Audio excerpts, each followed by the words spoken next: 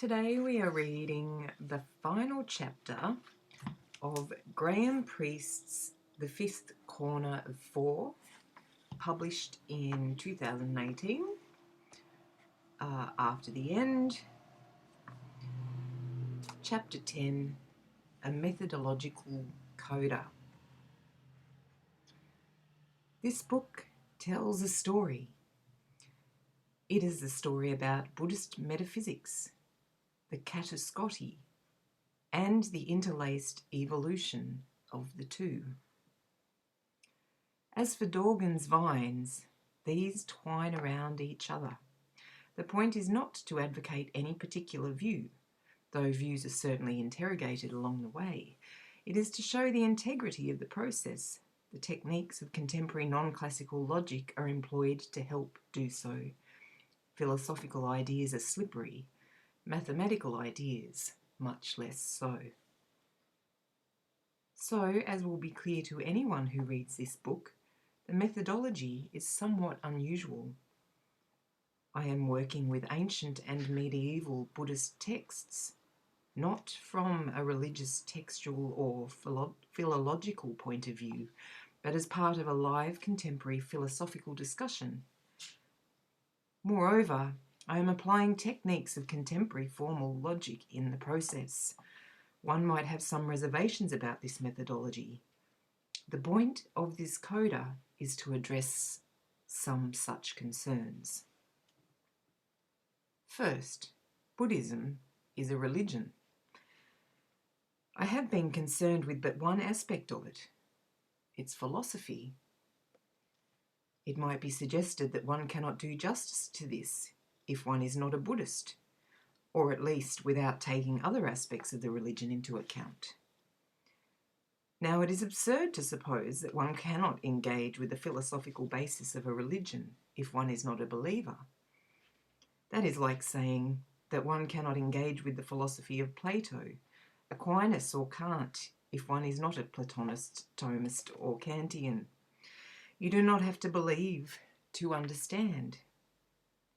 Nor does it do violence to the philosophy if one disengages it from its rituals, practices, power structures.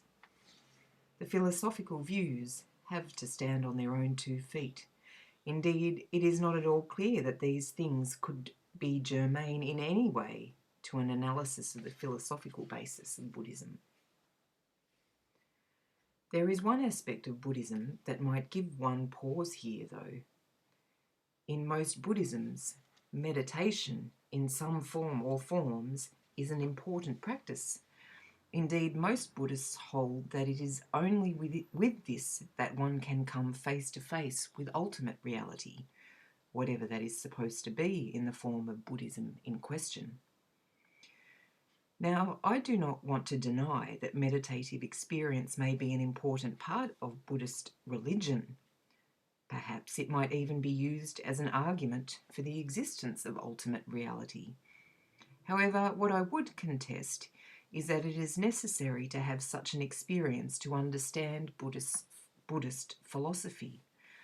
You do not have to have an experience of something to understand that there might be such a thing, or to appreciate the arguments for there being such a thing or the consequences of there being such a thing. Thus, I have never been a woman or an Australian Aboriginal, so perhaps I cannot really know how it feels to be marginalised by a white male society, but I understand patriarchy and racism very well, how they work and their effects. Or again, I have never experienced a Christian miracle, but I understand very well what such things are supposed to be, the arguments for their existence and their supposed consequences. Nor does this lack of experience imply that I cannot judge that there are no such things. That belief, if rational, can be formed on quite other bases. Let us turn to a more substantial matter, my philosophical methodology itself. One might hold that the use of contemporary formal methods is temporarily incongruous. Of course it is in one sense. These techniques are far beyond the conceptual horizon of the actors in our drama. But the question is whether the use is objectionable Objectionably so. I think not. Philosophy is a dynamically evolving enterprise, and we are just a lot clearer nowadays about a number of things than historical philosophers were. This is not because we are smarter, but because we have had longer to think about these things. We have also developed new and useful tools, such as those of contemporary formal logic. These can be helpful in analysing philosophical views and arguments, both to help articulate them more clearly and to analyse their pros and cons. Refusing to use these insights and tools when they are available is perverse. It's like refusing to use DNA analysis when analysing some historical situation just because those involved in it had no knowledge of DNA. Neither is there anything special about Asian philosophy in this regard. Philosophers can, and frequently do, use contemporary ideas and techniques in the investigation of Plato, Aquinas, Kant, and a whole host of other Western philosophers and philosophical traditions. Would the actors in the drama of this book have used those insights and tools had they been available to them? I see no reason why not. They were all thoughtful people and were certainly not averse to novelty. Indeed, many of them were responsible for developing novelties of their own. I might add also that the benefit of the engagement here is not unidirectional. The issues that our historical philosophers were dealing with can certainly benefit from engagement with the novel, but the novel also benefits by engagement with history. We can and do come to see new aspects of contemporary ideas and tools in formal logic and elsewhere in the process. Recall that my project here is not simply one of describing what is in texts, though the book clearly engages in this. I'm taking ideas arguably to be found in the texts and articulating, analysing and evaluating them, employing all the resources of modern logic and philosophy at my disposal. This brings us to the third concern one might have.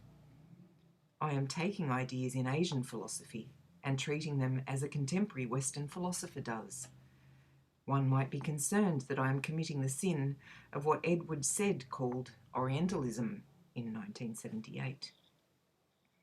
Orientalism is an attitude of paternalism and systematic misrepresentation of Asia in the cause of privileging things Western over things Eastern. It is often connected with colonial and imperialistic attitudes. Am I doing this? Not at all. First, I do not want to deny for a moment that European powers have a grim history when it comes to other cultures and many other things for that matter. It is clear to anyone who has a knowledge of some basic facts of history that the European countries have often invaded, subjugated, and colonised other parts of the world. They have committed genocide. They have used its peoples. They have taken its wealth. They have appropriated whatever they wished to help themselves too. The attitude that the oppressors had a superior culture was certainly an integral part of the legitimation of this. But that is no part of what is going on here. I am certainly engaging with Asian ideas, and from the perspective of a contemporary Western philosopher. I cannot do otherwise. I cannot change the facts concerning the place in which I was born, the culture in which I grew up, the education I received. And in some sense, I suppose, one might say that I am appropriating Asian ideas. I am certainly deploying them, discussing them, sometimes criticising them. But my attitude is anything but one of devaluation and patronisation. I am engaging with these views precisely because I find them important, interesting, and worthy of thought and investigation. I would hardly write a book about them otherwise. Naturally, being a philosopher, I am critical of some of these views. Does this show a lack of respect? Not at all. The way one shows respect in philosophy is precisely by engaging with ideas, not by ignoring them, not by mothballing them, but by treating them as part of an ongoing philosophical investigation and dialogue. That is how philosophy, both East and West, has always been done.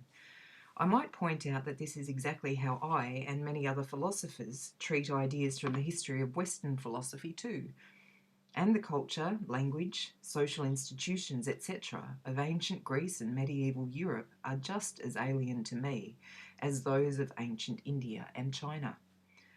In no way does that show a lack of respect for the philosophy that comes from those times and places. On the contrary, it shows that I value its importance.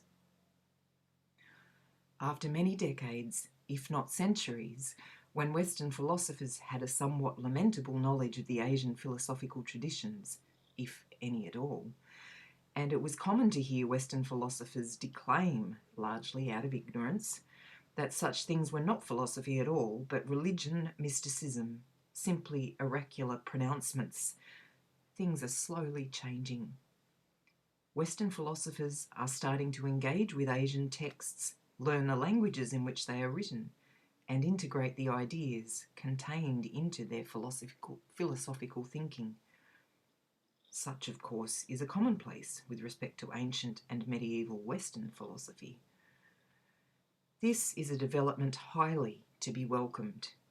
It does not privilege Western ideas. On the contrary, both Eastern and Western ideas are developed in a conversation of equal respect and mutual benefit. Asian philosophers themselves have been engaged in this intercultural process for at least a century. This book is part of that process.